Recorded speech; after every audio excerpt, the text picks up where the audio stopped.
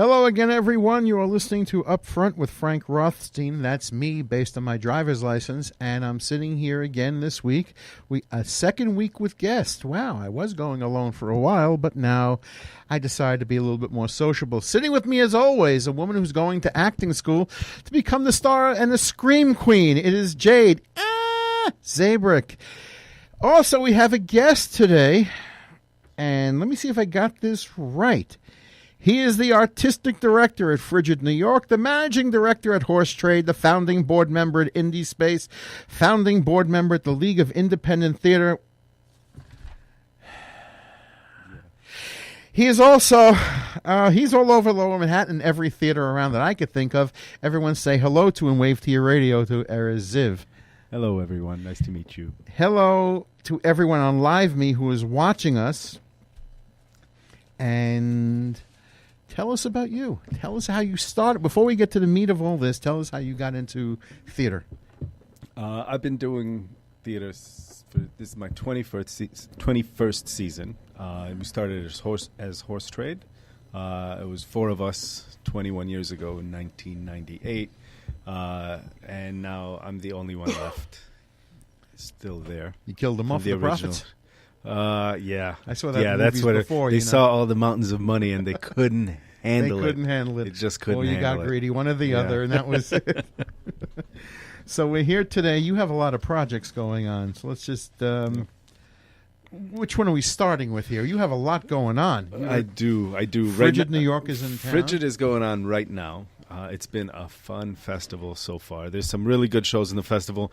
About 2 days before the festival started, we found out the festival was not going to happen at one of the venues. I was reading about that. Yeah. So we put out the call, and just a little over 24 hours later, we had a space right across the street from an old community member. And it was amazing. We get to reschedule everyone for the same dates, the same times. We kept most of the tech schedule in place. We just had to change the address of the venue, which worked out very smooth. Everything worked out for the best. All right. So I figure sinkhole opened up below the theater? Not yet. I gave you a little scramble. I saw your social media post. Yeah. You were scrambling. I was scrambling. Yes, I am opening up my Snapple. Yep. It was pretty amazing how quickly and how well that came together. All right. So you run the theater portion of the building at Crane at the Crane Theater. Yeah. That's 85 West 4th Street, if I'm right. Okay. Yeah. What is going on there now? When you say Frigid, it's the Frigid Theater? Frigid Festival. Festival, as opposed to the New York Madness that they house and everything else. So the Crane Theater and Under St. Mark's are operated by Frigid New York, which newly has taken everything over from Horse Trade Theater Group. So Frigid New York runs about 24 monthly shows. That's shows that happen every month, including Madness and a few others. And they just happen once a month, every month on the first Sunday or the third Tuesday or the fourth Wednesday or something like that. We have a group of usually about 4 resident artists that do complete seasons from starting in September, finishing in August. And those would include 1 or 2 full productions, a few readings, a fundraiser. So we have the monthly shows, we have the residents, we have the rentals, and that's just people that come and rent from us. Okay, so right now we're getting through the many, many things you have going on and through the couple of theaters. We did almost 1,000 performances last season. And you're also, I'm looking here, you have Estro Genius. Estro Genius, that's coming up in March. That's a 19-year-old festival. Okay, can you explain to everyone what that is? Estro Genius is a female-based festival. Not everybody in it is a woman. It's female identifying, and it's just predominantly so. There are men that perform in the festival. It's not an exclusionary thing, but it's to promote the work of women. It's not the We Hate Men theater company. No. I saw the word estrogen. I just had to make sure about that. No. It's a friendly, wonderful festival. It started out at MTC, about in 2000. That's when we started talking about 50-50 in 2020. Okay. And at least in the indie world, we've gotten there. I don't know about the professional theater world yet, but we're working on it. What's the difference in indie and professional? Tell us the difference between that. They make, in professional theater, everybody makes money. In indie theater, very few people actually earn anything resembling a living wage. That's true. Yeah. Okay. Where do you have more fun? We definitely have more fun. I mean, you got to. An old friend calls this the research and development wing of American That's theater. okay. That's research and development is great as you get the quality control portion of the program to make sure it's good enough. I wish the art world invested as much in research and development as the drug industry did. Yeah. At least by percentage of spending. So when you're getting ready to produce these things and you're getting ready to set it up on stage and all that, what kind of ticket ranges do you have for Esther Genius as opposed to the plays of Frigid New York, and what's the going ticket? Our price ranges in general range from $4 to $35. $4 where?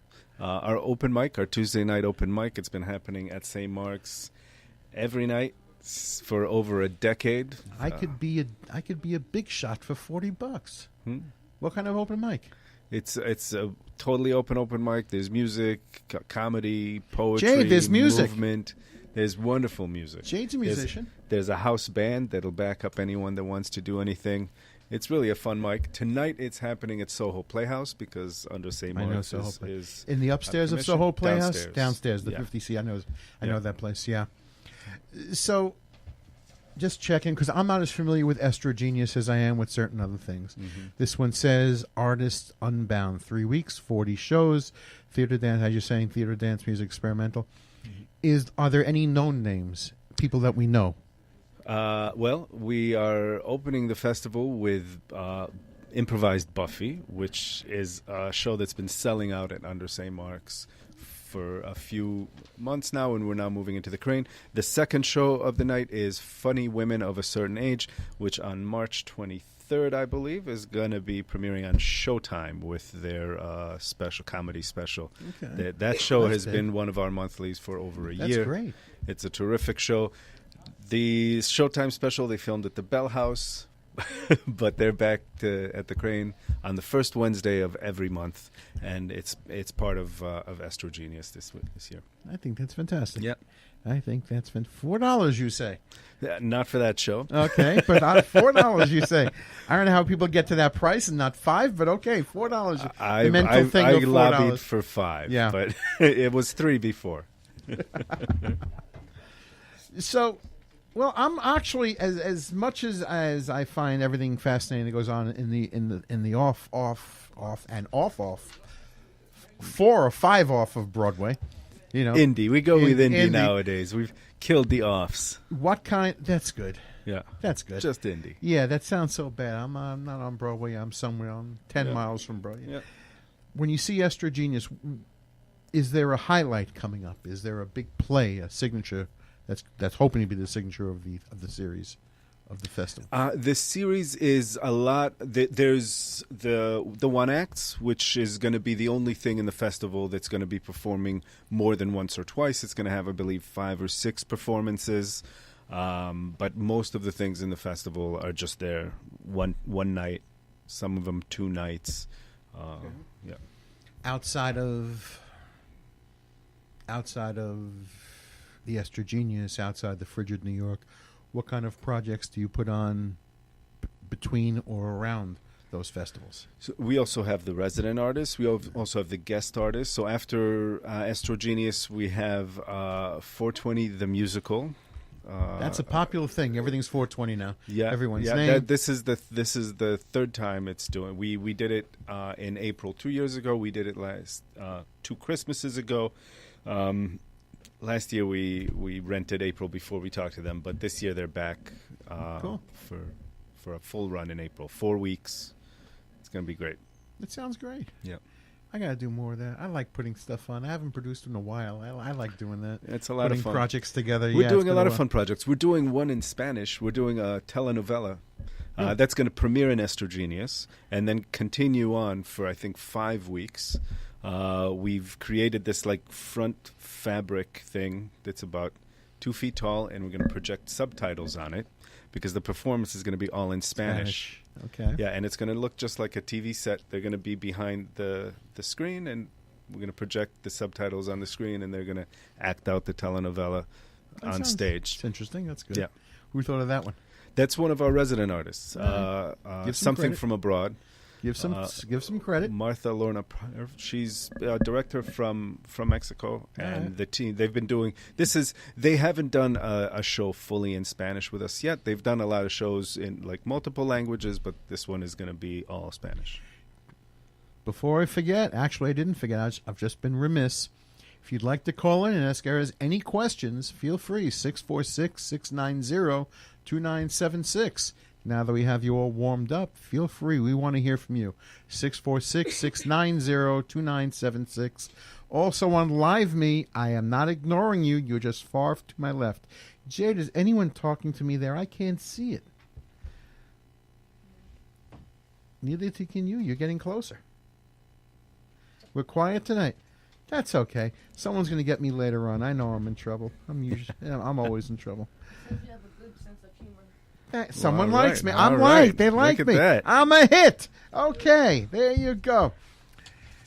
What do you look for in plays? When you're looking for a product, I need product. I got to put something on. What are you looking for? I'm looking for things that are different. You know, I don't like. There's a lot of people doing, standards, and that's great. And glad they're doing it. I'm looking for new work, for something, new voices, interesting people we haven't heard from. Different things. I've noticed a little bit of a trend for Broadway now is you put you have the Cher Show, you have one on Carole King, you have one for the Temptations. We've had Frankie Valli in the Four Seasons. Are there any bands you want to put on stage this week? No. Okay. Does anyone ever take like a Broadway standard and, well, just for the sake of indie theater, say shrink it down and do it in a smaller theater? Things that you'd only normally you see 42nd Street on Broadway. Yeah. Is there any? Do you ever think of anyone ever think of shrinking it down and putting it on to like at the Crane or any other theater of like 100 seats? Yeah, people Does it people happen? do 'Cause I those. never hear. They do those all the time. They do like there's I forget their name, but there's a group out in Brooklyn that does these standards all the time in a little 150 seat theater. Without the props and the lights and the costumes and all the other stuff. You and know the what? big If you budget, have good dancers Yeah. and good singers, the rest of it, is Just you get 'em all- don't miss it. you get them to wear something similar. Yeah, Yeah. it's when you go see, like, if you're going and you're paying $180, $300, $500 for Yeah. a Broadway show, you expect to see all of it. Yeah. But when you're going and paying $40, $50 for an off-Broadway musical, you're not going to expect to see those sets, but you can still get those voices. You can get voices, still get those moves, and And it's I guess, a wonderful like I thing said, to I watch. guess you have to dress them similar, Mhm. so it looks like we're they're an act. Okay, Yeah. I got it. I think Yeah. I find it interesting. But do you ever find that it may be the right time or the wrong time to put a play out there? We're okay here. It's coming into March, but maybe we're better off doing this in September. Yeah, there's definitely things that are seasonal. Like we're actually producing a Shakespeare this year for the first time in over a decade.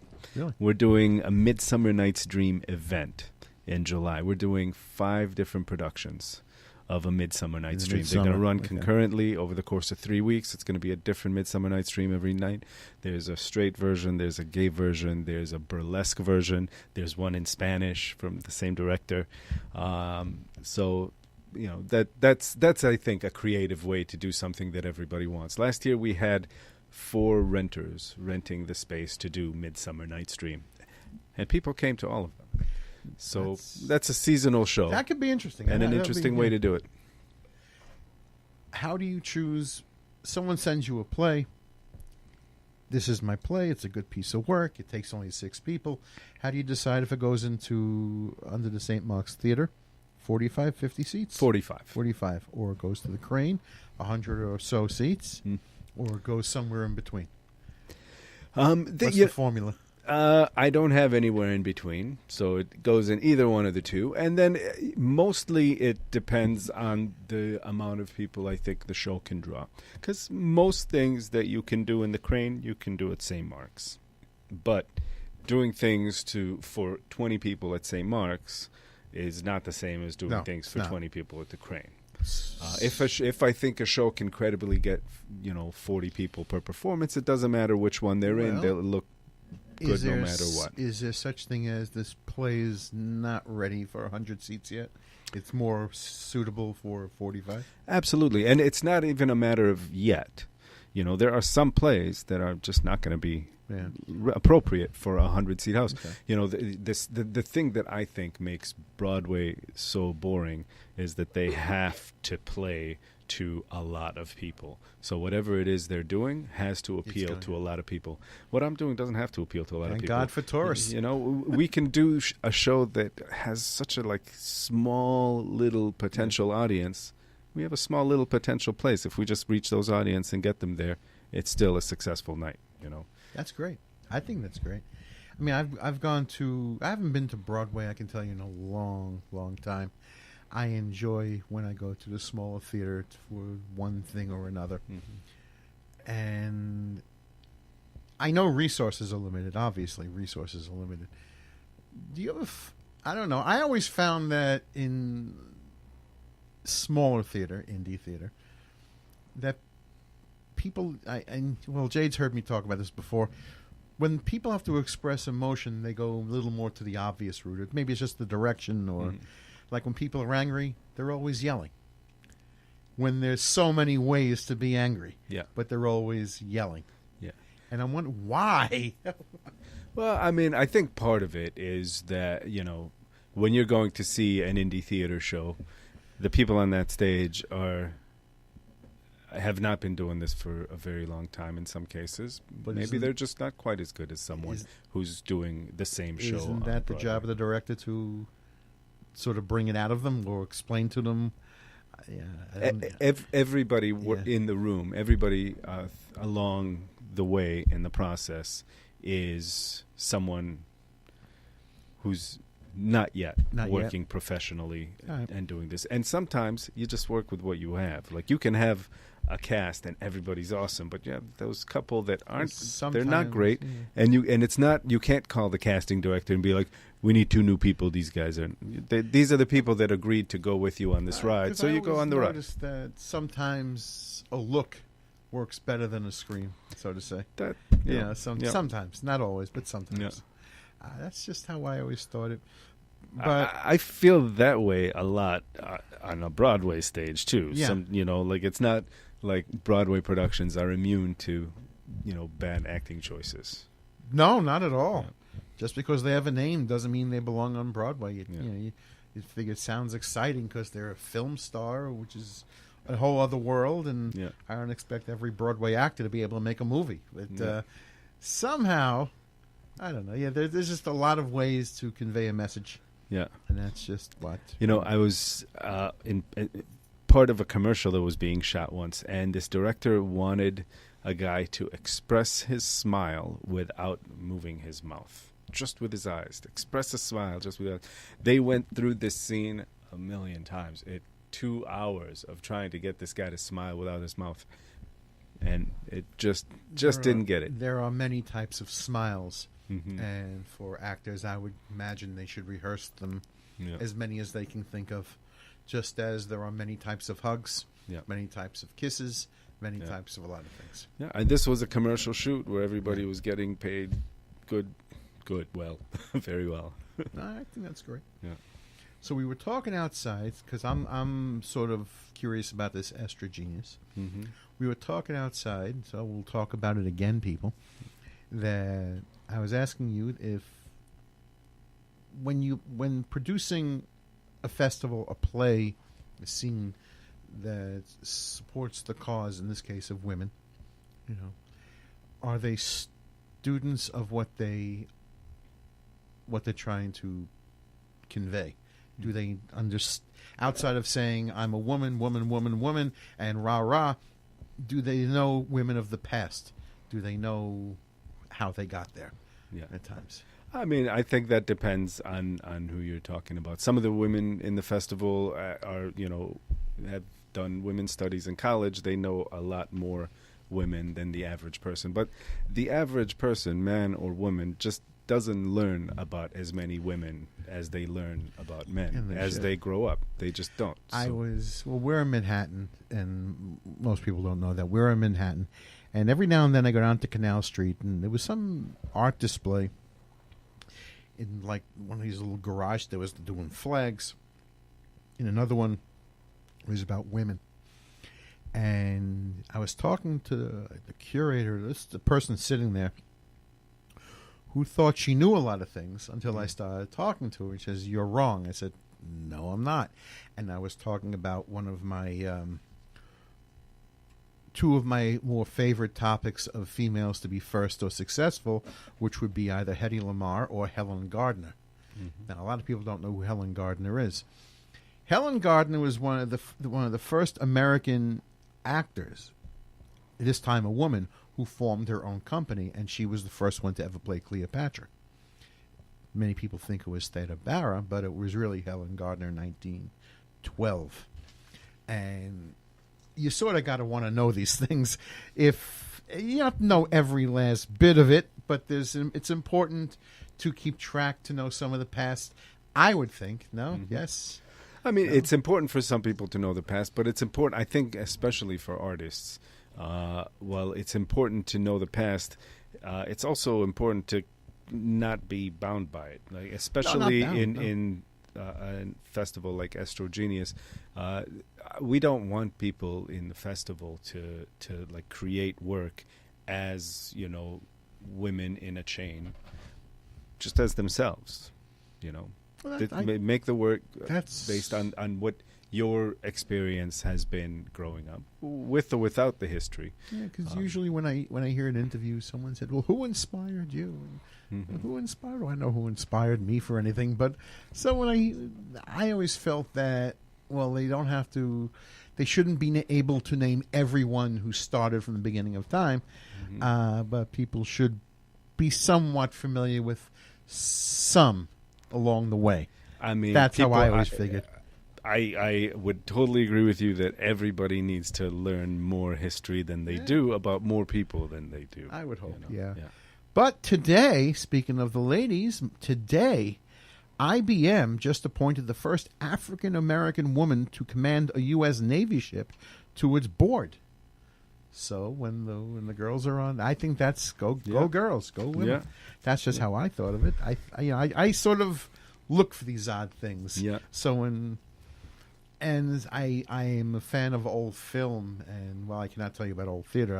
I'm a fan of old film, and every now and then, excuse me, I look up the history of a song, and it's not to stump anyone, but I sort of like to know where things came from on occasion. Yeah. And if any of you would like to know why I think this way or what Erez is producing next week, call us at 646-690-2976. 646-690-2976. And if you have a question for me, whether today or down the road, you can email me, upfrontfrank@gmail.com. upfrontfrank@gmail.com. And for people on live, no, I am not wearing my headphones because, I look cool this way. Headphones around my neck. I look like I know something. I don't, but I like it. It's a good look. Jade, what's going on? You're so mysteriously quiet there on your phone. What's going on? Oh, thank you. She's posting about. I don't know what she's. I'll look it up later. She's talking about me on the internet. So now we got to shamelessly plug things. What else you got? Let's go. Come on. What else you got? We have festivals. We talked about two of them. We have what's coming up. Let's try it that way. So we got Frigid going on right now. We got Estrogenius coming up after that. We've got 420 the musical coming after that. We have a show about I'm terrible with names, and I've got so many of them floating in my head right now. But IVP Productions is doing a show with us about a Jewish family that left Germany, moved to the Philippines, had to evacuate there after the war as well, and then moved to the U.S. and kind of their journey as immigrants throughout. After that, we have Queerly Festival, which is another one. We have like 8 festivals throughout the year. Queerly is the one in June.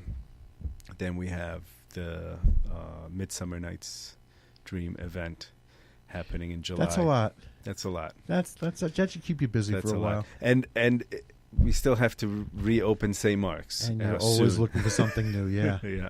So what's the repairs over at St. Mark's? What are you going to I do? don't know. Right now, they've evacuated that part of the building, that side of the building. Everybody's in hotel rooms, and they're working on everything is shored up. Now they have to tear down the wall in order to rebuild. So it's looking like we'll be able to be back in there next week, but I won't know more until the end All of right. this Well, week. it's better than hearing a couple of months. We had to start rescheduling everything. I know, Yeah, man. really. Thank goodness. Like with this space now for the festival, that was just a miracle that it was available. And as soon as we announced, I said, yes, we'll take it without really knowing how to pay for it. And by the time I got to the office, I already had an email from somebody saying that they'll pony it up. Yeah, Euron Club, yeah. Yeah. I know that place. Yeah. I saw a couple of plays there. It's a nice little spot. The Huron Club is just for the open mic tonight. Yeah. The festival was relocated to Ayari, Oh, right Ayari, across the okay. street on 4th Street. Like, it couldn't be any better. It's right across the street from the Crane. So for St. Mark's, it used to there be you it's go. a 7-minute walk. you For go. here, it's 30 seconds You across keep the running street. back and forth. It's easy for you, for sure, yeah. It really has made it a lot easier. But normally we have beer in both venues, and we're able to That's really invite good. people. That's really better for you. But this year we can't bribe people with beer to come see shows at That's St. actually leading me to another interesting thing. Even when all things are perfect, Mm-hmm.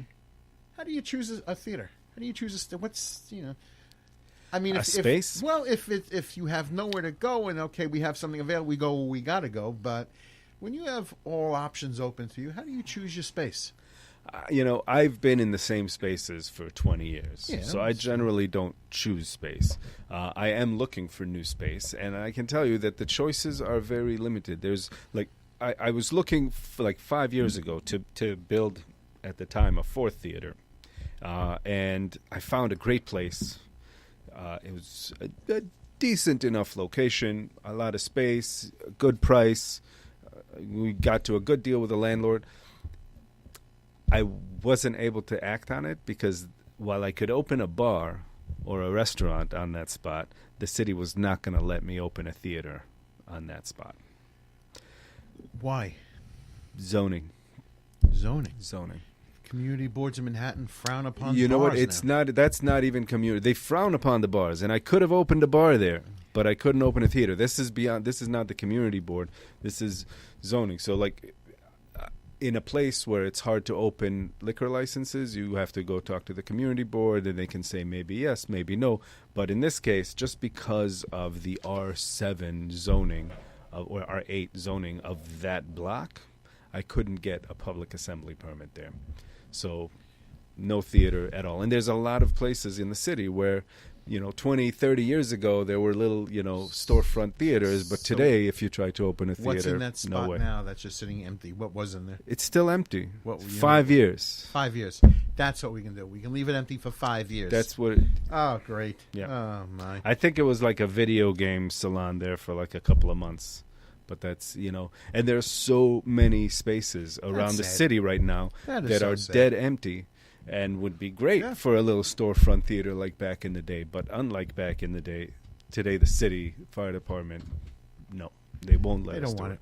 They don't want it. I know the city wants to do something about landlords who keep their storefronts empty. Mhm. At least tax them for it anyway.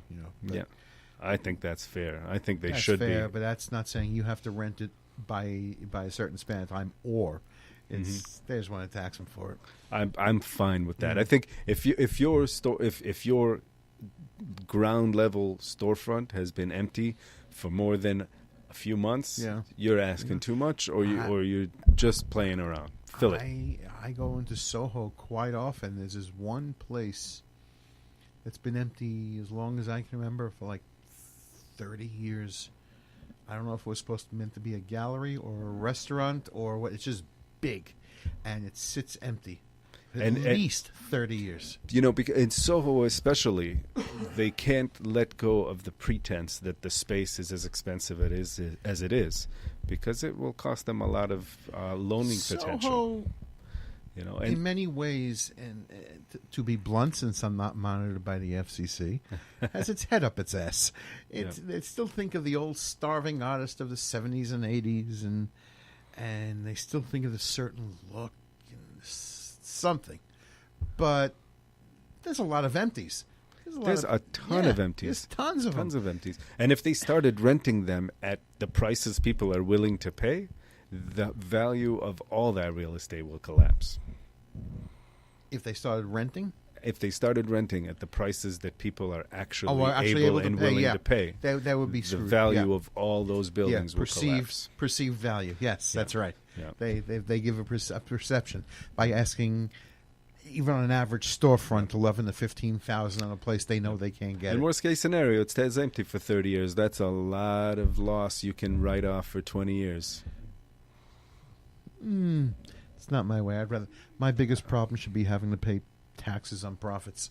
I want people. I know. But if you're taking taxes, a loss on a $20,000 a month place, that countermands your profits. I know what it does, but I like things happening. That's just me. I like things happening. Yeah. I go down to Bleecker Street. I go into the Village. There's plenty. And I don't mean little nook stores. That was whatever. I mean, there are places that are empty. And in retail, because I had retail for a while, way back when, you need the corner stores to be rented. Something's going on nice in the middle of the block. That's great, but you need the corners to be rented. Yeah. Everyone should see the lights from any direction. Yeah. And you don't always have that now. Yeah. A lot, especially on Bleecker Street, there's a lot of big storefronts that are closed that are on the corners, and I think that hurts.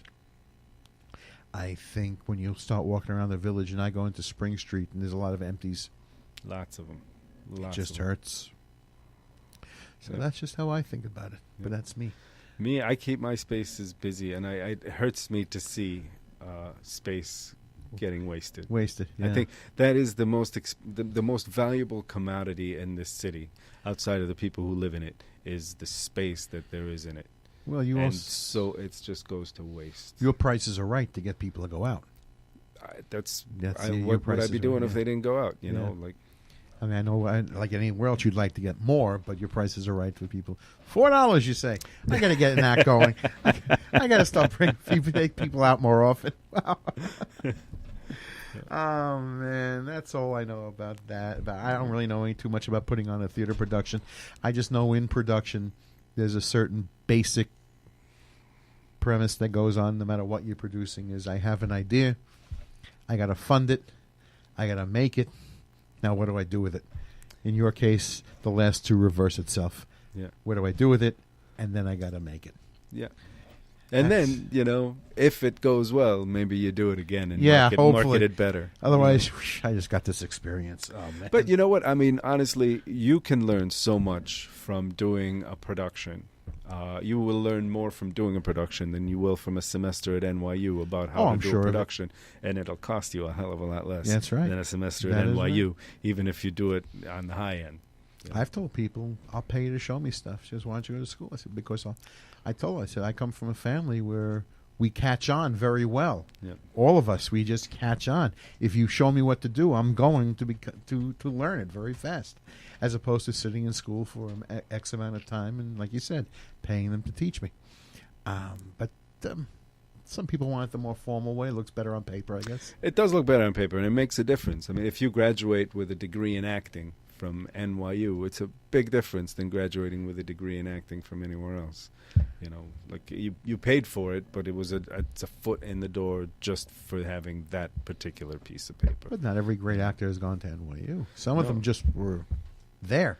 But I think you would be amazed to find out how many of the background actors on Broadway went to Yale. Oh, yeah. NYU. Yale, NYU, a lot. I mean, they might not get the star roles, but they get a lot of roles because they went to the right programs. They do. And they have the right connections.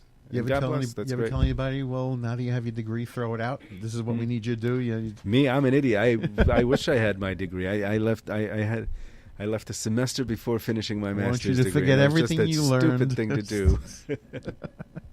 I was never great in school either. It Yeah. was never my thing. I couldn't. I was a horrible school student for anything. Yeah. It's not that I couldn't get the work, but I noticed when I went to college, I had professors telling me about their life.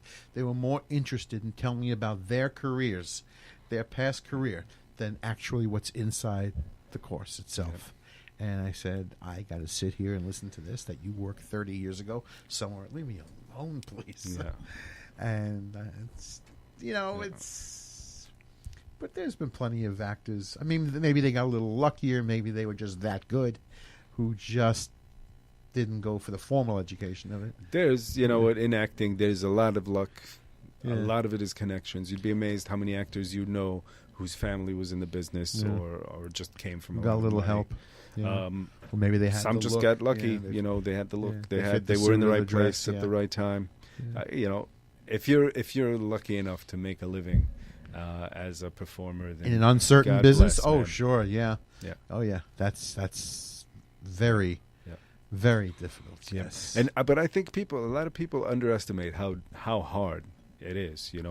Everybody knows the couple of dozen stars that make millions of dollars, doing a movie a year.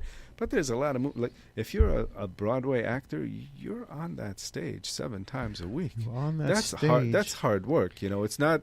No matter people what. think, it's just a 3-hour show, but it's a lot of rehearsal. And It's the a lot bigger of the practice, show, it's the a- more you got to go on, no matter what's wrong with you. Yeah. Yeah. You hurt Yeah. your knee, you're walking without a limp. That's Yeah. it. You and then you got got to listen to the same dumb show night after night after night. It would drive. I don't understand. Do they ever how tweak go it crazy. a little bit? Just Not- a not couple if of it's lines, a Broadway change show, of a no. line, a little No. switch of an inflection somewhere. Just if it's like a Broadway show, no, you're not allowed. That's not your job to do.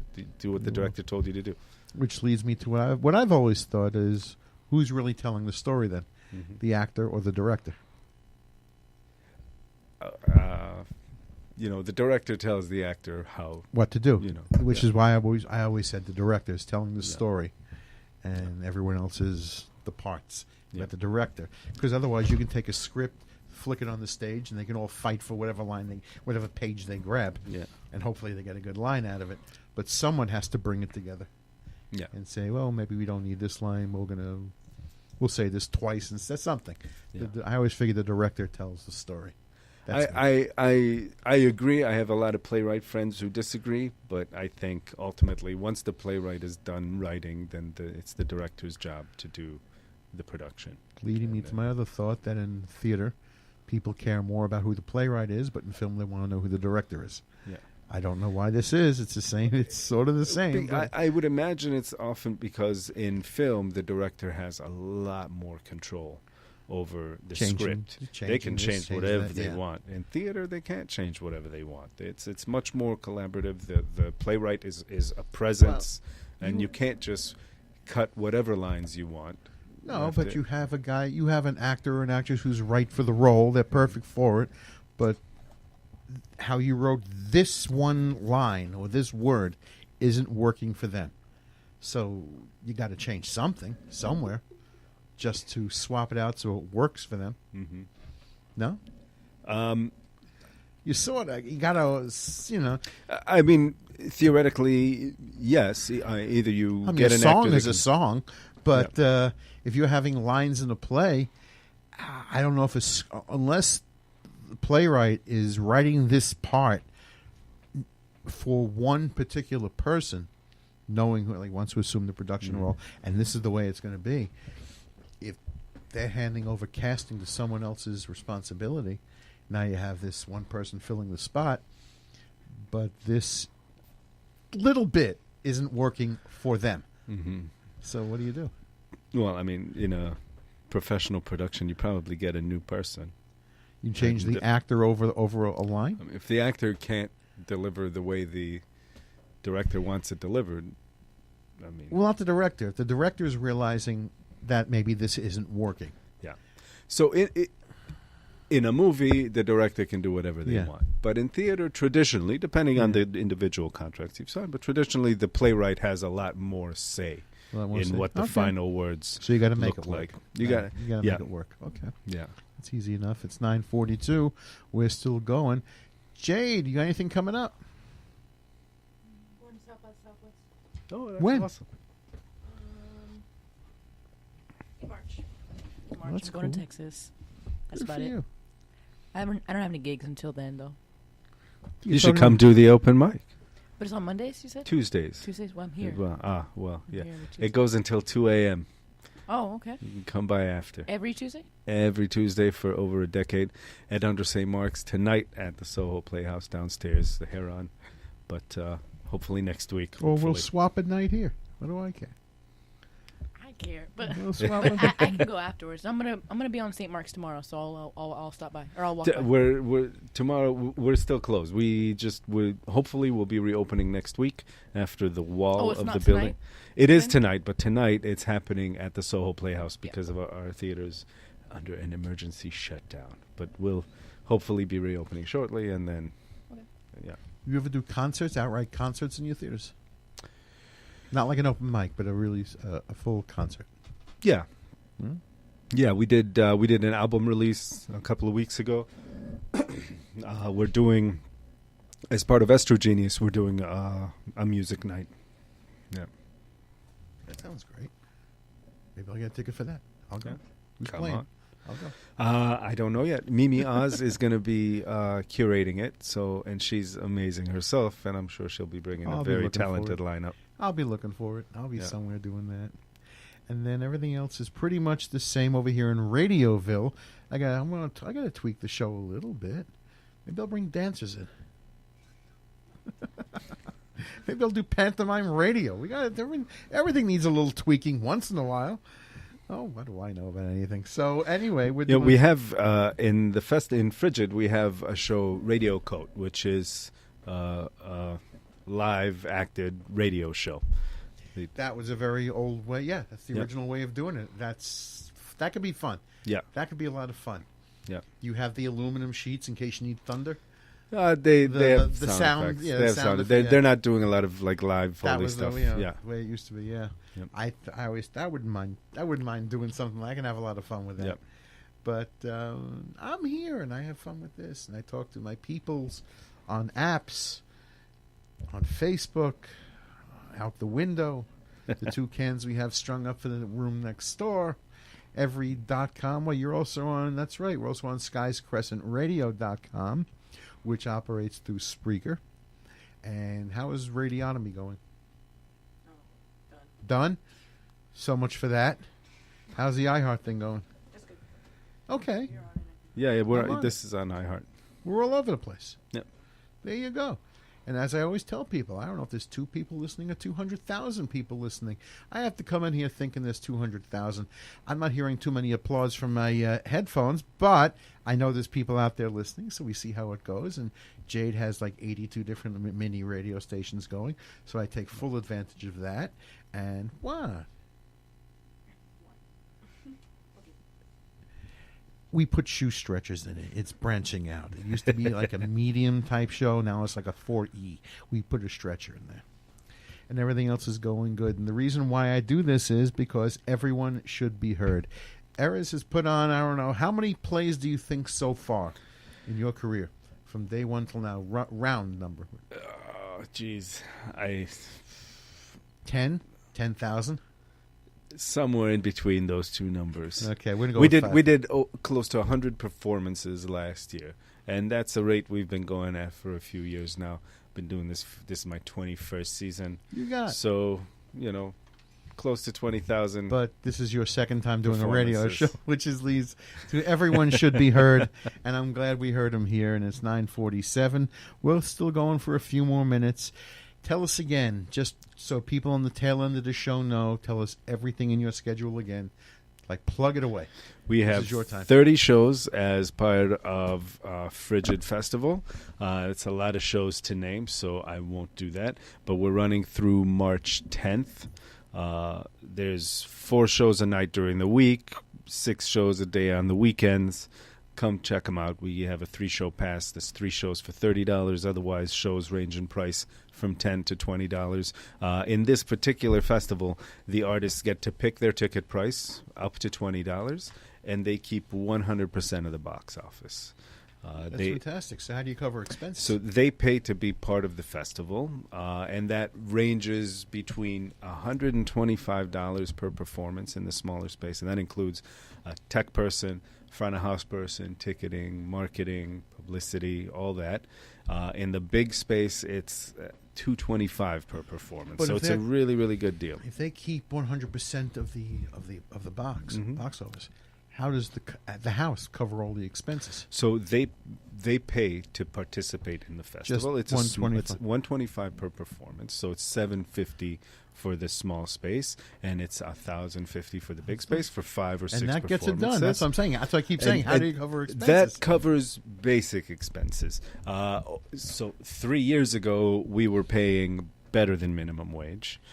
This year, we're paying just minimum wage, but our expenses have still gone up over 50% to so get like I there. say, how are you doing it? The city has stepped up, and they're giving us a bigger grant this year. The state has stepped up and given us a grant this year. We upped our participation fee a little bit, and we ask the audience to donate at the end of the show, which has been going fairly well. You get a decent amount, fair amount. Yeah, Okay, but great. we do fundraisers. We beg for money throughout the year. That's how we do it. We That's beg it. people for money. I'll see you on Channel 13 on Yeah. public television. After every 3 lines of content, we're going to hear a half-hour pledge. Yeah, well, Channel 13, Channel WLIW now Yeah. has All Arts Network. It's a web channel that they Do you do through Patreon? Do we don't do Patreon actually? We just set up something to be able to take donations online. However, you do not get here alone.